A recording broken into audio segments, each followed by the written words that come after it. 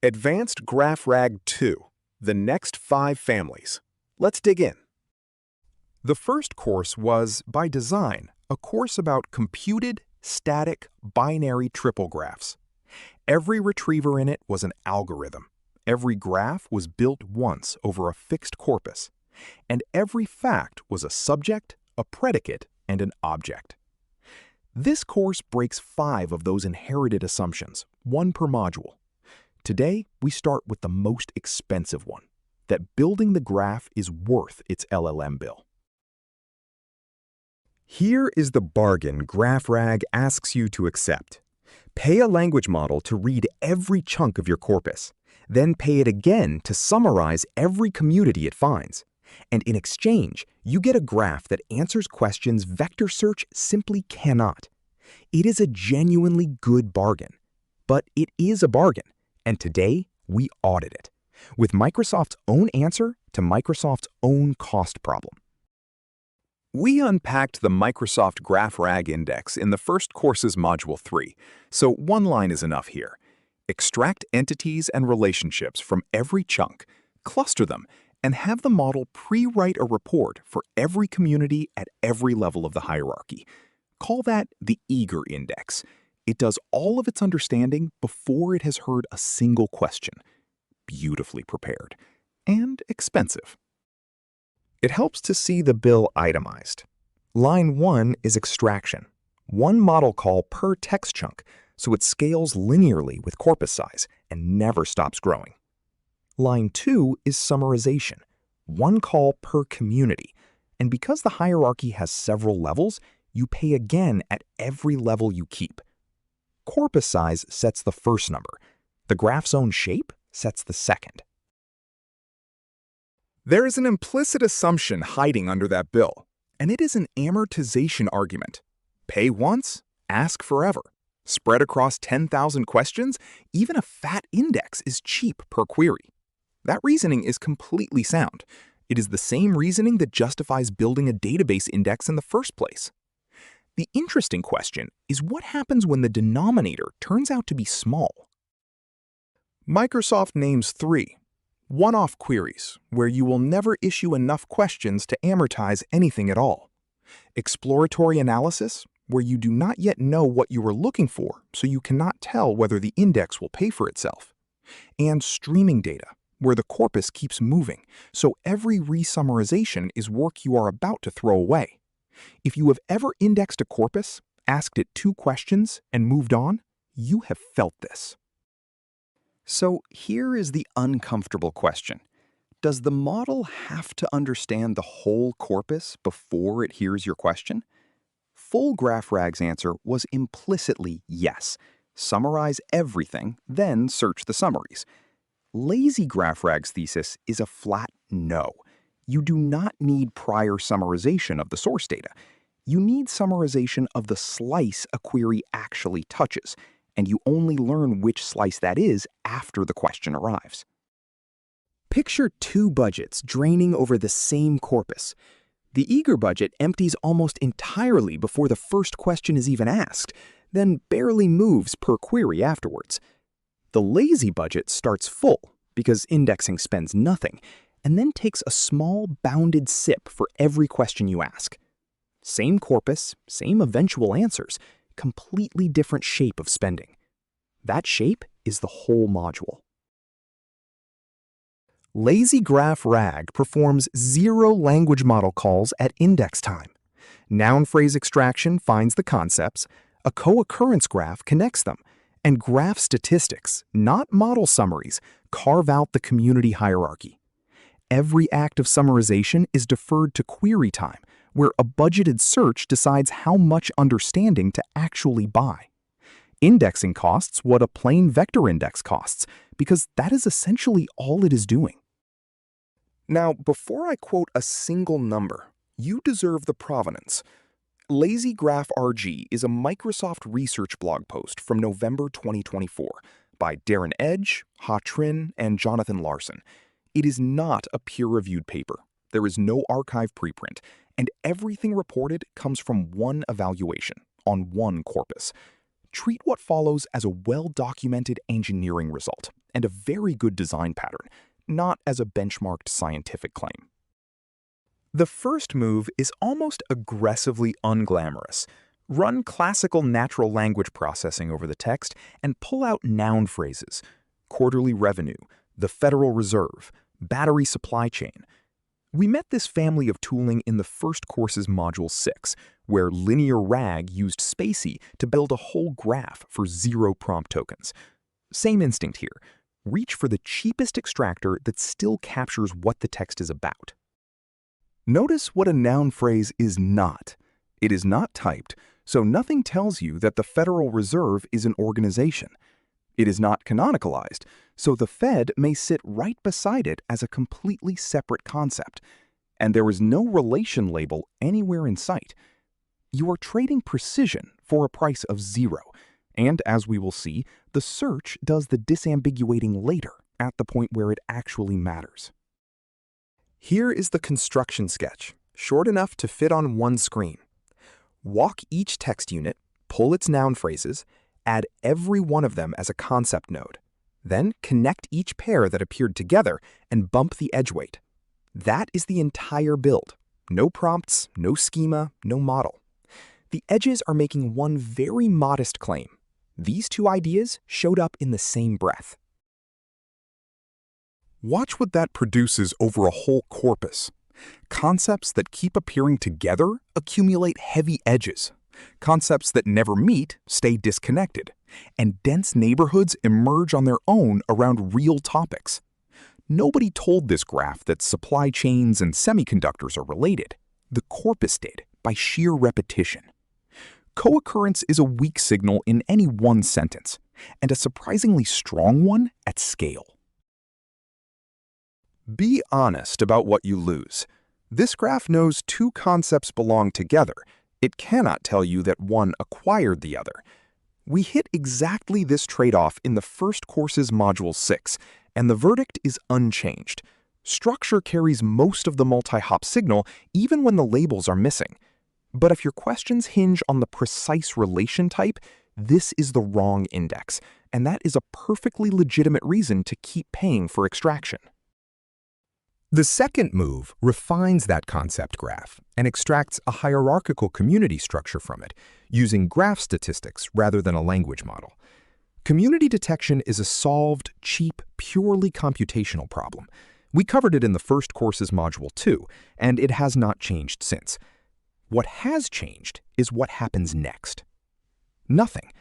The hierarchy gets built, and then the pipeline simply stops. This is the single most important structural difference in the module, so let it land. Full GraphRAG builds communities and then writes a report for each one. LazyGraphRAG builds the communities and writes nothing at all. You get a table of contents with no chapters, a map of where things are with none of the prose that explains them. The map is nearly free. The prose is where all the money was. So what does that buy? Microsoft reports indexing costs identical to a plain vector index, which they put at roughly 0.1% of full GraphRAG's indexing cost. Read that as 3 orders of magnitude off the build, and read the caveat alongside it. One corpus, one vendor's own measurement, no independent replication. The mechanism itself is not really in dispute, though. If you make no model calls, you spend no model tokens. Everything we skipped has to happen somewhere, and that somewhere is query time. When a question arrives, LazyGraphRAG has a concept graph, a community hierarchy, and absolutely no understanding of what any of it actually says. Its job is to buy just enough understanding to answer this one question, and not a single token more. The search that pulls that off is a hybrid, and it is worth taking apart slowly. The first half of the hybrid is best first search. Score the query against the concept graph. Find the communities whose concepts genuinely resonate with it, and go to the most promising one first. This is the greedy, opinionated half. It commits early to a direction, which is exactly what you want when your budget is finite. And if it commits wrongly, the second half is there to catch it. The second half is breadth first. Inside a selected community, sweep sideways rather than plunging straight down. Check the neighbors before committing to go deeper. Breadth first is the cautious half. It protects you from tunneling down one plausible-looking branch and sailing right past the answer sitting next to it. Best first picks the neighborhood. Breadth first canvasses the street. Bolting those two together gives you iterative deepening, a classic search idea with one lovely property. You explore to a shallow depth first, and only if the budget allows do you go deeper. So a search that runs out of money still returns a complete, if coarse, answer, rather than half of a deep one. That is the difference between graceful degradation and a cliff edge. It is also why a single budget number can control this thing at all. Here is the whole dance. The query lights up a handful of concepts. Best first picks the most promising community. Breadth first fans out across its siblings. And then, only if the budget survives, the search deepens one level and repeats. Notice that it never explores the whole graph. It explores the part of the graph the question is actually about, which was rather the point. So what is the model actually doing in there? One tiny job, over and over. Given this query and this sentence, is this relevant? That is the whole prompt. No summarizing, no reasoning chains, a short, cheap, embarrassingly parallel judgment call. The cleverness of LazyGraphRAG is not that the test is smart, it is that the test is small enough to count. Those sentence-level verdicts roll up. Sentences vote for their chunks, chunks vote for their communities. And the search ends up with a ranked list of where the GRI material actually lives, assembled from live evidence, not from a summary somebody wrote last Tuesday. It is a rather nice inversion. Full GraphRAG ranks pre-written descriptions of the content. LazyGraphRAG ranks the content. When a community ranks well, the search descends into its subcommunities and runs the very same test again, one level finer. When a community ranks badly, its entire subtree is dropped, unread and unpaid for. That pruning is where the savings genuinely come from, not from being clever about the parts you read, but from being ruthless about the parts you decide not to. And every one of those tests costs exactly 1 unit from a fixed budget. Watch it drain. Broad tests at the top level, finer tests as the search descends. And when the meter hits 0, the descent simply stops, wherever it happens to be. There is no failure mode here, only a resolution setting. The search always returns an answer. The budget decides how sharp that answer is. Only now, at the very end, does summarization finally happen. The relevant claims and sentences the search actually surfaced get extracted and summarized into an answer for that slice of the corpus and no other. This is precisely the same work full GraphRAG did at index time over the entire corpus, months of questions in advance. Same task, radically different timing, and the timing is the entire product. Here is that loop in pseudocode. Seed a frontier from the query's concepts, then, while the budget holds, pop the best scoring community, breadth first test its chunks, spend 1 unit of budget per sentence test, and push the promising children back onto the frontier. When the budget hits 0, you break, and you summarize whatever you have gathered. 12 lines, 1 knob, and a graceful exit at every single point. Step back and notice what just disappeared. In the first course's Module 3, we had to choose local search for entity questions, global for whole corpus themes, drift for the messy middle. LazyGraphRAG replaces that choice with a dial. A small budget behaves local, a large budget behaves global, and everything in between is continuously available. Microsoft's own framing is that one flexible mechanism outperformed a whole range of specialized ones. That dial has a name, the relevance-test budget. It is literally a count of how many sentence-level relevance tests a single query is allowed to run. Turn it up, and the search descends further and reads more, so cost and quality both rise.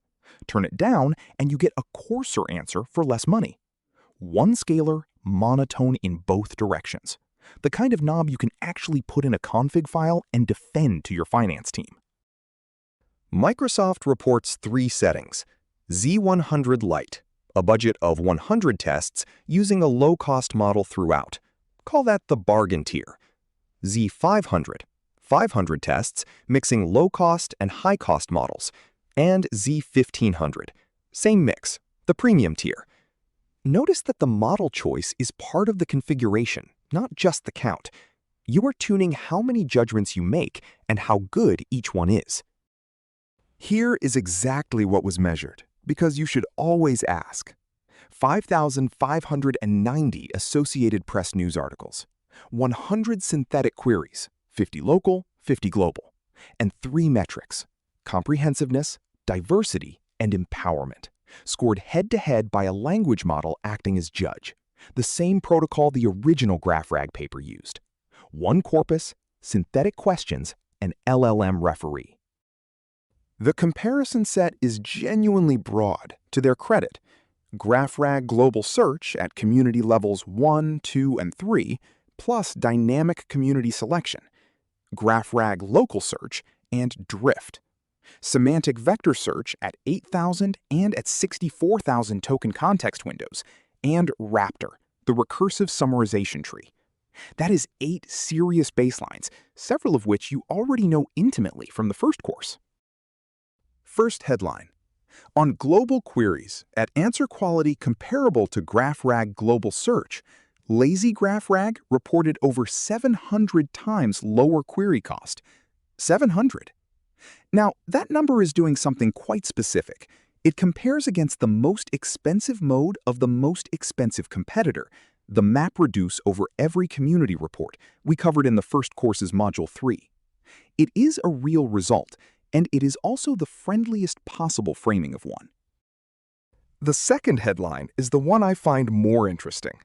At 4% of GraphRAG Global Search's query cost, LazyGraphRAG reportedly beat every competing method on both local and global queries. Not one or the other, both. That is the Z500 configuration, and it is the claim that really matters. Because the local versus global split was the exact thing everybody else was building separate machinery for. Plot it, and the shape is the whole argument. Sweep the budget from 100 tests up to 1,500, and quality climbs steeply at first and then flattens, the way every decent cost curve does. The competing methods sit as fixed points on that same plane. One cost, one quality. Take it or leave it. LazyGraphRAG is not a point. It is a line you can slide along, and somewhere very early on that line, it passes everybody. So let's price the evidence honestly. 1 corpus of news articles, which is a genre with unusually clean structure. Synthetic queries generated for the evaluation, rather than harvested from real users. LLM as judge win rates, which are directionally useful and famously not calibrated. And a vendor evaluating its own successor to its own system. None of that makes it wrong. All of it means you reproduce it on your data before you quote it in a design review. And now, the practical part. There is still no archive paper. LazyGraphRAG is not in the open-source Microsoft GraphRAG library. In discussion 1490, the maintainers said as recently as January 2026 that it is the next top priority item to release. It is available productized inside Microsoft Discovery on Azure. So any LazyGraphRAG implementation you find on GitHub today is somebody's re-implementation of a blog post. Possibly excellent, definitely not the reference. Let's line up the 3 strategies you now know. Eager, full GraphRAG. Heavy model cost at index time, cheap and rich at query time. Lazy, near zero at index, bounded and budgeted at query. And token-free. LazyGraphRAG from the first course's Module 6, literally 0 prompt tokens at index, with a purely computational retrieval sitting on top. 3 different answers to one question. When do you want to pay? You can settle eager versus lazy with arithmetic instead of vibes. Total cost is the index cost plus the number of queries times the per query cost. Eager pays a big index and a small query. Lazy pays almost no index and a possibly larger query. Set the two totals equal, solve for n, and you get a break-even query count. The index saving divided by the per query penalty. Now, be careful feeding that numbers, because a break-even point only exists if lazy queries are more expensive than eager ones. Compared against GraphRAG Global Search, they reportedly are not. Lazy is cheaper at both ends. The denominator goes negative, and there is simply no crossover. Eager never catches up. Compare instead against GraphRAG Local Search, which is genuinely cheap per query, and the penalty turns positive and n star becomes real and finite. Break-even is really a question about which mode you are replacing. So when do you still pay eagerly? 3 cases. When you will run many global queries over a stable corpus, so the amortization argument genuinely holds. When you want the community reports themselves as an artifact, humans read those. They are a deliverable, not just an index. And when you need the same answer twice, because pre-written summaries are deterministic in a way that a budgeted search is not. And at the other end, when do you skip the model at index time entirely? When your questions are entity-anchored and multi-hop. When your corpus is enormous enough that linear scaling is the only scaling you can afford. And when you are happy for retrieval to be pure linear algebra.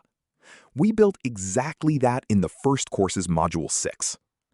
LazyGraphRAG and LinearRAG agree on the diagnosis. Index time model calls are the expensive part, and disagree about whether the model gets to come back at query time at all. Here is a decision rule you can actually apply. 3 inputs. How volatile is the corpus? How many queries will you run? And how broad are those queries? Volatile corpus or low query volume? Go lazy. You will never amortize. Stable corpus, high volume, broad sense-making questions? Go eager. Enormous corpus, entity-anchored questions, no appetite for prompt spend? Go token-free. And notice, these are business questions, not machine learning questions. Even if you never deploy LazyGraphRAG, and today, officially you cannot, take the pattern with you. Expose one scalar that trades spend for quality. Make quality monotone in it, and make sure every value of it still returns a complete answer. That turns an architecture decision into a runtime setting, and it lets the people who own the budget tune the system without redesigning it. I would argue that is the most portable idea in this entire module. So, Monday morning. Before you build an eager index, estimate your query volume honestly. And if you cannot estimate it, that is itself the answer. Go lazy. Ask whether you need relation types or just connectivity, because that decides whether extraction earns its keep. And remember that every number in this module comes from one blog post, one news corpus, and one vendor's own judge. Steal the design. Verify the arithmetic. We just broke the first inherited assumption, that the graph is worth its LLM bill. It might well be, but that is now a calculation you can run, not a default you inherit. Next time, we break the second one, and it is a bigger crack, the assumption that the corpus is static. Facts expire, contradictions arrive, and the graph has to say so. Bitemporal knowledge graphs and agent memory. Next. If you like this video, please subscribe and share. Thank you.